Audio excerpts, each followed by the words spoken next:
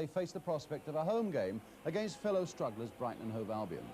And for this game, Millwall make one change, where Doug Alder, their young number 11, comes back into the side. It's a side that in personnel is not so very far removed from the one that came so very close to glory last season. Maybe it's just a matter of confidence and nothing else.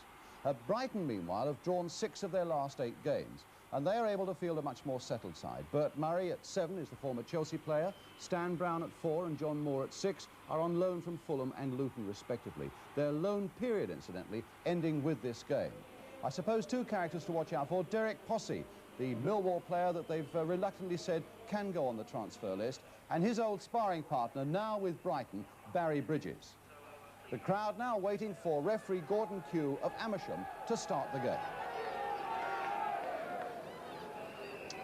So Millwall then get us away, defending the goal to our left, all in white. Brighton this afternoon wearing red and black striped shirts with black shorts. Kitchener getting it away. A very heavy shower just before the start will freshen up the turf still more. Stan Brown on loan from Fulham, and now Alder. Now Possey. And the pass back to Brian Powney. Kitchener up well.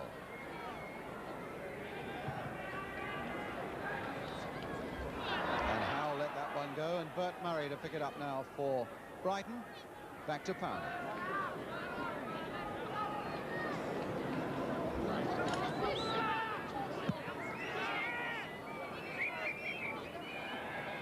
Well, although there are 3 Millwall defenders away back when the ball arrived, when it was kicked away there by the goalkeeper, there were at least 2 Brighton forwards who were well offside. Kitchener with the free kick for Millwall. Straight at Beamish. But Dorney now for Millwall. Murray. A long ball forward, and Bridges was hoping it would elude Kitchener, but it never looked for a moment as though it would. And now Possey with a chance. And it's straight at Powney. Powney who came out very quickly, and Possey really with what was an open chance there. Back for George Lay. This time Spirit making the running. And Burnett, his eyes always on the ball, getting in there to turn it away for the throw to Brighton, which Spirit is going to take.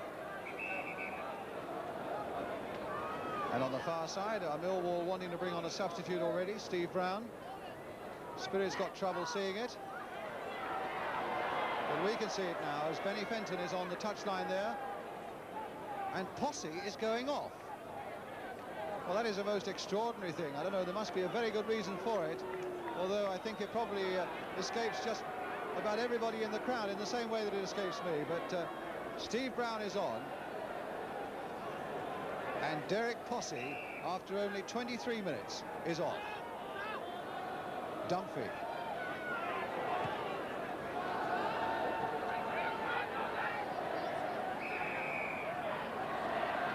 Well, there must be a very good reason for it. He certainly didn't look as though he was injured.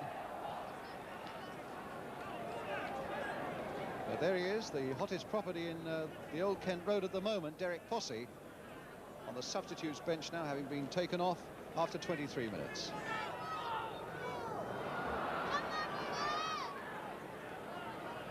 And now Murray. Brown.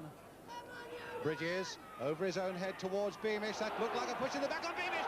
Oh, and a tremendous shot and a fantastic save by King. And even the Brighton players are applauding that supreme piece of goalkeeping, because O'Sullivan really caught that ball with all his might, and it was a magnificent flying save by King. O'Sullivan again. And there's King again.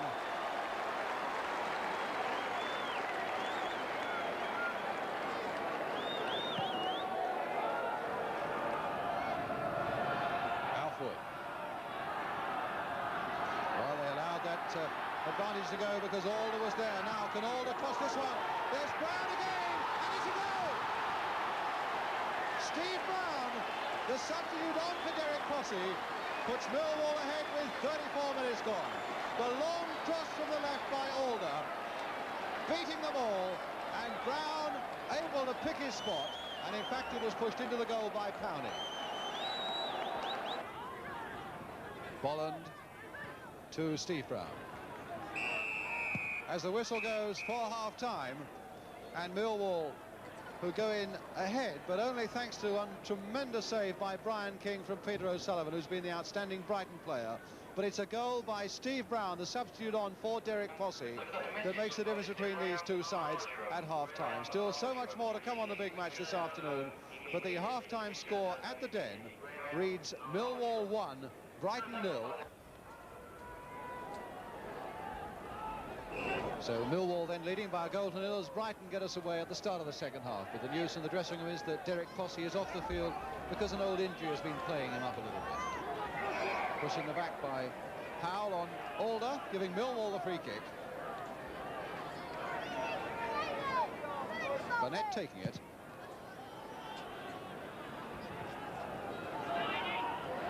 Spirit beating Dunphy, but Kitchener getting in first for Millwall. Gall turning it back again, but only as far as Burnett. Alder. Still with Alder.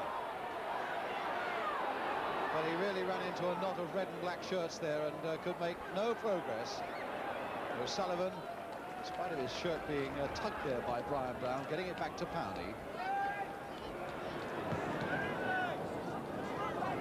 Spirit's header. But Kitchener back to Brian King.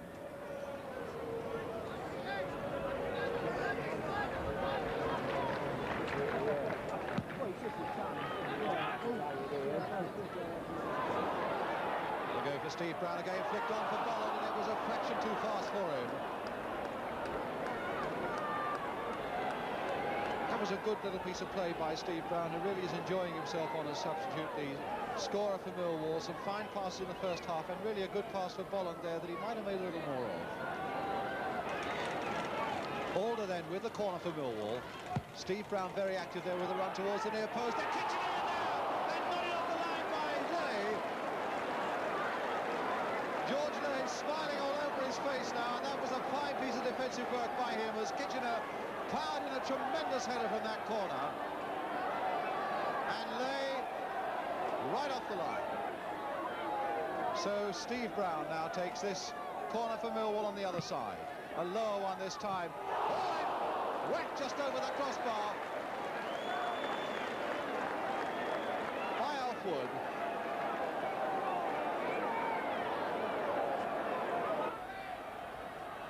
Bolland again, just keeping it in. Brown to Bolland. Across again, this time towards Alfwood. Brown to Burnett. Oh, and he slipped his man nicely. Burnett with a cross again, and a header, and again headed on the line from Steve Brown by Norman Gall. That's twice they've headed. Sutton goes off the line of Brighton. There's Burnett again, and there goes Wood, and it's a fraction over that time. And Millwall merely making a lot of progress down the left with a lot of good crossing of the ball. And twice they've seen certain goals knotted off the line. Kitchener. And Gall turning it back, and now Wood, can he get in? Wood! Oh, a tremendous goal! A tremendous goal by Alfwood. He pounced on that moment of hesitancy in that Brighton defence.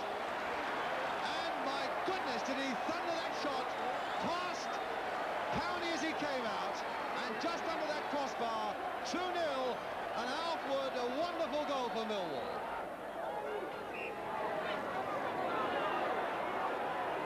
And Steve Brown now with the corner for Millwall.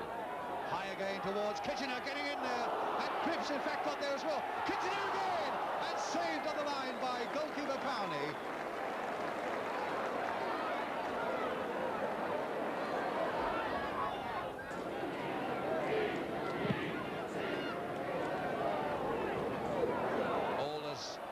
Flick on there for Bolland. Wood in the middle. And Wood again! Yes! Alfwood! His second goal and Millwall's third. And Millwall now so very much on top. A good accurate cross from the right. And a good old centre-forwards, old-fashioned goal. Rising so well in the air, beating the goalkeeper from close quarters. Burnett. Alder sending one away. Will this be his hat-trick? No!